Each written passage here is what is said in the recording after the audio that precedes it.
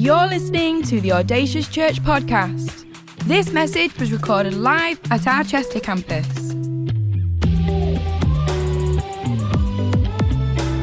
We know this is a great investment into your life, so tune in, listen up, and stay focused. For any more information, visit us online, audaciouschurch.com. We are carrying on with our Proverb meme series. Give me a wave if you've been enjoying our Proverb meme series. Awesome, it's been good fun. And in the past couple of weeks, Pastor Lee has shared a few of his favorite church-related memes. So this morning, I thought I'd share you in on a few of my favorites coming up on the screen. Here we go. So close. Matthew, Mark, Luke, and Joan. Oh, I like that one. This next one, this is my favorite, this one. Here we go. My grandma had this picture on her mantle because she thought it was Jesus. I can confirm, if you're a little bit puzzled, it is not a very good drawing of Jesus, but it is a picture of General Obi-Wan Kenobi from Star Wars. Awesome. Well, today, the topic is trust. We're speaking on trust today. Proverb memes have been looking through the book of Proverbs at the big topics that appear in the book. Today, we're looking at trust. And if I'm honest, when I saw I was preaching on trust, I got a little bit sidetracked. Before I knew it, I was delving onto YouTube and I was watching videos of trust falls. A few clicks later, trust fall fails. I found my way there. And coming up on the screen in a minute is my favorite trust fall fail. Most of them, they failed because they went back too quick or they weren't ready to catch. However, this one was my absolute favorite, coming up on the screen now. For whatever reason, this girl off instinct falls forwards, straight into the lake. If you want to see the video of this, come and find me and I'll have a laugh with you. I watched this like 6 times, still gets me laughing. But trust is something that we either consciously do or subconsciously do. For example, subconscious. You came in and you sat down on the chair and you had trust that it would hold you up. That's an example of subconscious trust. A couple of weeks ago, I had an incident where I went to the barber's after Pastor Glenn took the mick out of my hair. And I was in the barber shop and I put my trust in the barber. I trusted him with my hair. And therefore, my entire life, as my hair is my life. I'm only joking. I'm not that vain. But we put our trust in it. Last year, like Pastor Lee was sharing in the offering, I had the amazing opportunity to join him in one of his ministry trips in Belfast. And this occurred on a Saturday. So I was at Youth on a Friday, I was with all you guys, and it gets quite late on with Youth on a Friday. So I got to Leeds in the early hours of the morning. We got up, I was excited, but I only had like a few hours sleep, so we drove to the airport. I was dazed, I was tired, but I was excited. Get on the plane, I fall straight to sleep. I'm out for the count. I'm woken up by a less than ideal landing. Won't name the airline, but they're not called Ryan Land for a reason. And I wake straight up. And Lee grabs my arm and he says to me, Dan. Looks me in the eyes. I'm looking at him, he's looking at me. And he goes, Dan, something I need to tell you. And I'm like, oh my word, okay. He says, Dan, in Ireland, they shake hands with their left hand. Lee's looking at me. I'm looking at Lee. There's this moment where I'm tired, I've just woken up, but I want to make a good impression. I don't want to insult anyone. So in that moment, what do? I trust Pastor Lee. And you know what I thought would be good? Immerse myself in the culture nice and early. I stand up, about to get off the plane. The air hostess looks at me and says, thank you for flying with us today. I say, no, thank you. Left-handed handshake. That's right. Get it in there nice and early. And as she looks at me, perplexed, gobsmacked that I would immerse myself in the culture immediately, how accepting I was. I walk off the plane with a spring in my step thinking, I've got this trip in the bag. A couple hours later, I'm shaking more people with my left hand. Guys, I did this. People are laughing at me because of my accent, all that kind of jazz. And then there's this line in the sand moment where I have to make a decision if I'm going to keep up with this or not. This guy comes up to me and goes, hi, my name's Stephen, and goes right-handed. I freeze, I panic. There's a few things going through my mind. However, in my tired, sleep-deprived judgment, what I come to the conclusion of is that he's not Irish. He doesn't understand that's not what we do here. So I thought I'd educate him. Whoa, no, I don't want him looking silly, shaking people by the wrong hand. That would be silly, wouldn't it? And with full confidence, with my left hand, I shake the outside of his right hand. And I see him looking at me, blank face, as you would. And I turn and see Pastor Lee and his friends laughing at me. Of course not. But I trusted in Lee. I trusted. And maybe you've had moments in your life where you've trusted in someone, trusted in something, and maybe it's gone well. Maybe it's not gone so well. But we all put our trust in different things. And what trust is active. We make a decision whether we trust or not. We either do trust or we don't trust. We make a conscious decision or subconscious whether we want to trust. Trust is having full confidence in someone that they have got you, that they're strong, and that they are someone reliable. So we, on our judgment, we try and see, should I trust this thing or someone? And what the book of Proverbs says, known as the book of wisdom, it gives us advice on how we should trust. This is the key scripture for today. Proverbs 3, verse 5 to 6. Trust in the Lord. Trust in the Lord with all of your heart. Lean not on your own understanding, but in all your ways submit to him, and he will make your paths straight. The book of wisdom tells us to trust in the Lord. And it's the book of wisdom for a reason. It's because it is wise. And God is trustworthy. So therefore, it makes sense and for us to trust in God. How do we know God is trustworthy? All throughout the Bible. It's in his character. Numbers 23:19. God is not human that he should lie. Not a human being that he should change his mind. Does he speak and then not act? Does he promise and not fulfill? If God said it, he will do it. If God said something in your life, God will come through. There is not one encounter in the Bible where God lets someone go. There is not one instance in the Bible where he's given a word and it doesn't come to pass, because God is trustworthy. He is safe, reliable, and he is strong. It's who he is. It's in his character. Not just in this verse, in the meta-narrative. It's who God is. But what Proverbs goes on to say a bit later, it talks a little bit about our character. Proverbs 28:26. Those who trust in themselves are fools, but those who walk in wisdom are kept safe. And I know, reading that, those who trust in themselves are fools can be a bit, in a Sunday morning. But unlike God, we're not completely trustworthy. And that's not to say that we go out of our way to try and be deceitful, but if there's anyone in the room like me, I'm not 100% reliable. Anyone make mistakes? Okay, good. I thought it was just me for a second there. But we have moments where we do something a bit foolish. We make mistakes.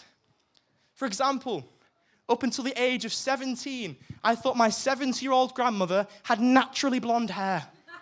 No word of a lie. Absolutely. Dad's shaking, nodding his head. Absolutely true. Until an age which I don't want to admit, I could never get my head around baby showers. Why do they have it before the baby's born? But I thought, best not to ask any questions. Growing up, I thought Arsenal Football Club was named after Arsene Wenger. Till I was like 14. Foolish. Silly. And I say these things to show like my lowlights. Like I promise I'm smart and I do things well. But like all of us, even when we make our best decisions, in our best wisdom, in our best knowledge, when we compare to God, when we compare to God who said what the Bible tells us, who by understanding set the earth in place, who by wisdom put the heavens into earth. I think compared to him, if we can just let our pride, maybe a bit of ego, just take the back seat for a moment and look and see how incredible God is and see how wise and how trustworthy God is, because we change. Things in the world change. Stocks go up, they go down. God remains the same. He remains the same. One political party might come in, God's still there. Empires, they come, they go, but God remains the same. The Word of God, it's trustworthy. We're reading a book that was written over 6,000 years ago when it started, and it still applies today because the Word of God is trustworthy. So church, trust in God. Turn to the person next to you and say, trust in God. And I understand, this is one of those things, isn't it? Oh, Dan, that's easier said than done. And to be fair, you'd be right. Because what gets in our way is our understanding. That's what the Bible talks about. Pastor Glynn preached an amazing message a couple of weeks ago during our Inside Out series. And he talked how we're made of 3 parts. Body, physical self. Soul, our soul, which is our emotions and our thoughts. And then our spirit, our supernatural. And when it comes to trusting in God, I think what can often happen is our body and our soul, our thoughts and our mind can go, no, that doesn't make sense. No, in my understanding, God, I don't know if I can trust you in that because my mind's saying something different. I doesn't feel like I should trust you in that area. But what we want to do today, what I really want to do, is I want to look at the 3 kind of questions which we try and oppose to God and say, no, I don't want to trust you in this. I want to go through them and we want to try and break through them today. Does that sound good? Yeah. Come on, does that sound good? Yeah. So everyone say number 1. First thing is this, the question of when. Timing. When will this happen, God? When is my breakthrough? Why has this not happened yet? We're people who are obsessed with timing, schedule. And often what we try and do is we try and put God on our time schedule. But church, there's a really big problem with this. We can't put God on our time schedule because God's outside of time. He cannot be constrained by a schedule. He can't. So what we're restricted in our humanness, in this lineage of this time continuum on this strand, God's outside of that. He's outside, he's bigger. He wouldn't create something and put himself in the box. He's outside of it. The master of a toolbox isn't in the toolbox. He's outside. He made it. He's not conformed by that box of time. So, what we need to do is we need to trust in his timing. 2 Peter 3 verse 9 says this, the Lord is not slow in keeping his promise, as some understand slowness. He is trustworthy in all he does he's trustworthy in all his promises and faithful in all he does. When we're restricted and we see, God, this, that, it should be now, God's outside of that. He's saying, no, but I could give it to you now, but maybe you're not ready. Or, when it comes into play in this time, it's going to be perfect. So what Ecclesiastes 3 verse 11 says is that he has made everything beautiful in its time. Beauty is something that takes time, okay? I would like to think of it like cooking a meal. Microwave meals, they're good. But when you've had that slow-cooked meal, that's taken time and preparation, it's just that bit more beautiful. Because in God's timing, if he says it, he'll do it. But in his timing, so that means when your breakthrough comes, that means when your thing you're waiting on comes through, it is beautiful. It's in his time, and it is perfect. I like to think of it a bit like skydiving, okay? Stay with me. Are you with me? Yeah. Come on, are you with me? Yeah. Okay. Trusting God is a little bit like skydiving when it comes to the when. And skydiving for me is probably the scariest thing I could ever do. Like the amount of trust in that parachute. Oh, man. I don't know if I could do it.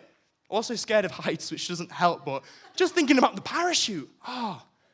But when you trust in God in the when you submit in the when and his timing, what you do is you get God as your instructor. God puts the parachute on your back. You don't know when they're going to pull the cord. But when they do, you will fly and soar right to the perfect place. You're not going to end up in the sea. You're not going to end up in the ocean. You're going to end up on this beautiful field because in God's timing, it will be perfect. So let go of control and trust in the when. Second thing is this, how. Turn to the person next to you and say, how. This is all the practical side. This is our humanness coming through. I don't know, any parents in the room, maybe you ask your child to go and clean their room and they say they're not done it. Then 2 minutes later, they say it's done, cleaned, deep cleaned, dusted, vacuumed. And you're just wondering, how? I don't quite believe you. I work as a primary school PE teacher on a Friday, and in the afternoons, what I do is I like to get them moving, so I get them to do star jumps. And I like to set them a challenge. You got 60 seconds. How many can you do? And it only takes one to start it. One to come over and say, Mr. Garrett, I got 12. And I'm like, yeah, nice. And then 14 kids later, who are trying to impress Mr. Garrett, who has the special stickers he gives out at the end, go, Mr. Garrett, I've done 1,143,044 star jumps. And I'm thinking, how? I gave you 60 seconds, and that's not a number. How? But I've grown up with kids all my life. I come from a big family. And a few years ago, I was babysitting one of my youngest cousins. And we were around there. We were having a lovely evening. We ate some beige food, dipped it in a bit of red. It was nice. Then we reclined at the dinner table, poured ourselves a big glass of milk. And as we're discussing the political issues of the day over a glass of milk, why is break time getting shorter? I don't know, man. Where's golden time gone? I know. Why do girls not fancy you depending on how fast you are? Oh, been asking that for a while now. I used to be wild fast. Used to be easy. Then what I did was we put them up to bed. Really cute. Put them to bed. Wake them up in the morning. And we want to try and get the weather while it's good. So I'm like, oh, buddy, do you need help getting changed? And he goes to me, no, Dan. I know how to put on the full armor of God. It's all me. I had 8 hours with him. It's all me, that. Take my brew. I'm looking outside in the window, sipping my tea. Anyone need any parent advice on here? I'm looking. But then 12 seconds later, I hear him run down the stairs and say, I'm ready. And I'm thinking, but how? 12 seconds ago, you were very not ready. And as I'm wondering this, thinking how, I look outside and see he put on the full armor of God and nothing else as he runs naked down the road. And I've got to run after him and say, bring him back inside and go, buddy. I love how you put on the full armor of God, but let's put some clothes on as well. That sounds good. And we went off to the park.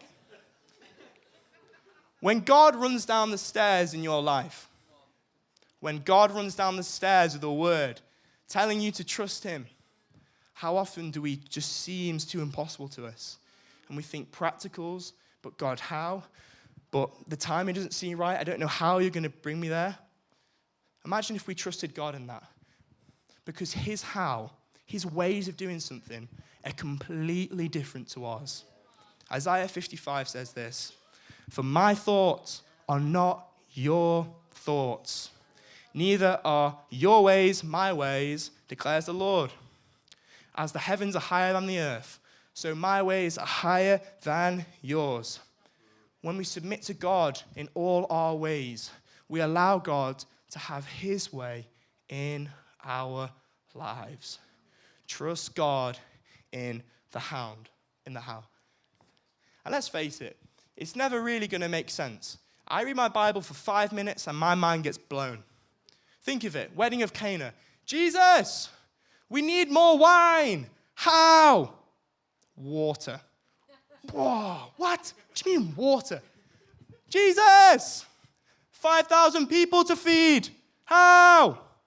5 loaves, 2 fish. Jesus, how? But that's because his ways are not like our ways. It's different. Whole different ball game. Free reign, free rules. Because the word of God says what's impossible with man is possible with God. So trust in his ways. Trust in the impossible. It doesn't matter how dark a situation might be. Trust that he is the light of the world and he can light it up. Trust in God. When you're feeling anxious, it doesn't make sense. Philippians 4 says he gives you a peace that surpasses all understanding, all your how. He can give you peace. Illness in your body, John 10:10 declares to give you life and life in its fullness. But God, it doesn't make sense, but trust in his how, because if he said it, he will do it. Trust in God.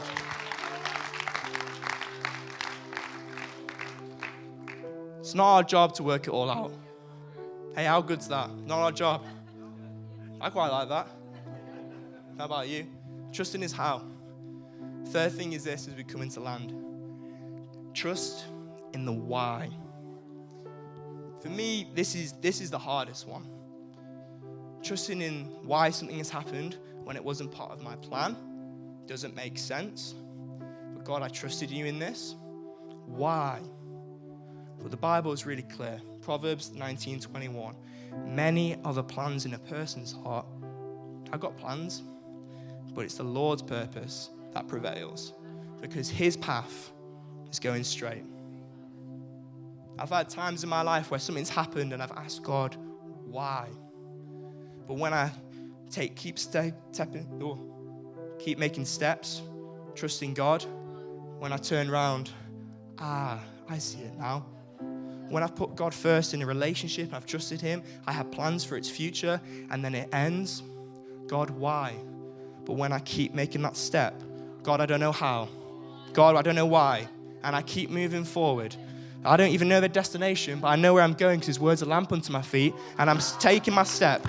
And then I take a few moments, a year later, oh God, I see it now. I see your why. Because Romans 8:28 says he works all things together for the good of those who love him. So God's plans are different to ours. What we deem as good sometimes what God seems as good to us might seem bad because tough times to us, we don't want to go through them. But God's saying, just keep walking. Keep on that straight path. Keep trusting me because I've got a plan further down there. He's outside of time. He can see it. We can't see it yet. Okay, God, I'm going to trust in your when. I'm going to keep stepping. I'm going to keep stepping. I'm going to keep walking and trusting in you. Church, trust in God. Even when you don't know how. Even when you're not sure when, you don't know why. Trust in the Lord with all your heart. Lean not on your own understanding, but in every way submit to him, and he will make your path straight. He'll do it. Trust him in your relationships. Trust him in your finance. Trust him in your family, knowing that he will make it straight. Keep coming to him every morning. Can you imagine how much lighter we'd feel knowing that, God, I'm trusting you in this? How much lighter we would walk knowing that there is a God who has our best interests, working all things together for good. So just trust him today. Trust in God. Thank you for listening to this Audacious podcast. For any more information, visit us online, audaciouschurch.com. We'd love for you to join us at one of our campuses, Manchester, Chester, or online, every Sunday, 10 a.m. and 12 p.m.